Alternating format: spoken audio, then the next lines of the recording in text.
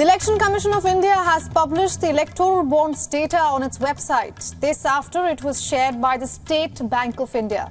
It comes a day before the deadline given to the poll body by the Supreme Court. The country's largest lender, SBI, had earlier sought an extension of the deadline from the Apex Court until June 30th to disclose the details.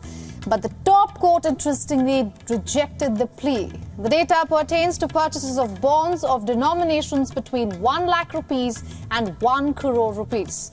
The data reveals purchases by companies as well as individuals. However, the data has been published in two separate parts. One with the list of donors and the other with the list of parties that encashed the bonds, without linking the two in any manner. The poll panel was asked by India's top court to publish the details as it was received from SBI on its official website by 5 p.m. March 15th, that's tomorrow. The President of India has appointed 2 new election commissioners weeks ahead of the upcoming general elections. Earlier today, Prime Minister Narendra Modi led selection committee finalized the names of the new election commissioners. Senior bureaucrats Sukhbir Sandhu and Gyanesh Kumar have been appointed as the new election commissioners. The committee met to fill vacancies in the 3-member poll body after former election commissioner Arun Goyal resigned from his post just last week.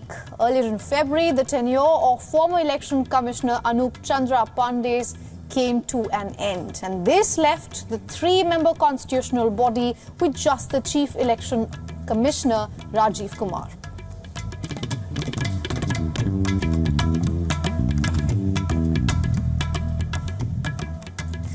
As a first step towards holding simultaneous elections in the country, a high-level committee led by former President Ramnath Kovind has submitted its report to President Draupadi Murmu.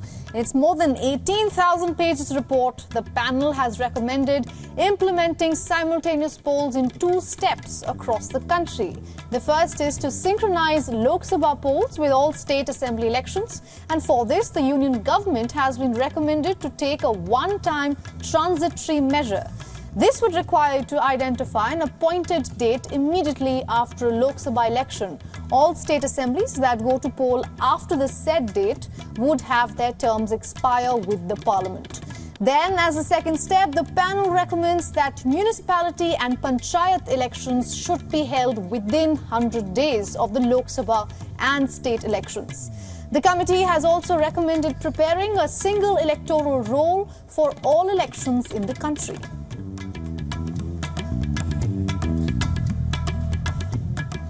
In some unfortunate news, West Bengal Chief Minister Mamata Banerjee has suffered injuries to her forehead. Some viewers might find these details of the story disturbing. The All India Trinamool Congress shared photos of the party supremo on a hospital bed with a deep cut in the middle of her forehead. The Chief Minister is currently under medical supervision at a hospital in Kolkata. It is, however, not known what caused the injury. The injury comes weeks ahead of crucial Lok Sabha elections for which the TMC Supremo is in a campaign mode.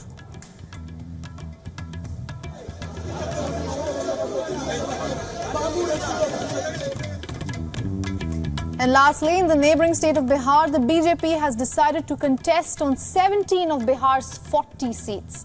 Alliance partner Nitish Kumar's Janata Dal United will field candidates on 16 seats, and the Lok Jan Shakti Party will contest on 5 seats. The formula has been finalized after resolving a long impasse with Chirag Paswan's faction of the LJP. The BJP had reportedly offered him just 6 seats to be split with his uncle, Pushpapati Paras, but Chirag Paswan has now settled for 5 seats. However, he made it clear after the meeting that Pushpapati Paras would not be given any seat from his quota. For all the latest news, download the WION app and subscribe to our YouTube channel.